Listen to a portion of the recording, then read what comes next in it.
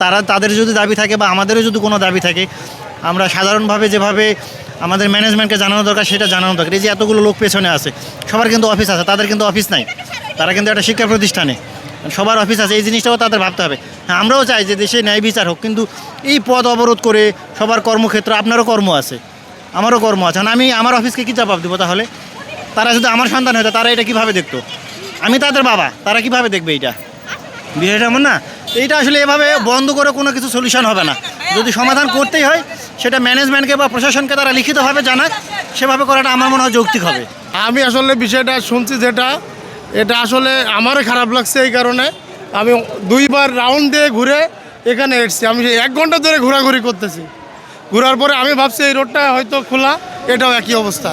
এখন ব্যাপারটা দেখতে বলতে এটা তো আমারই খারাপ লাগতেছে, যেহেতু আমি ঝামেলায় পড়তেছি। এইটা আর কি, এর বেশি আর কি বলে। তারপরে পুলিশ প্রশাসন বা উপদেষ্টা সবাই আছে, এনারা বসবে। এখন আমাদের যাইতে হবে, সময় তো কমই ভাই। থ্যাংক ইউ, ধন্যবাদ।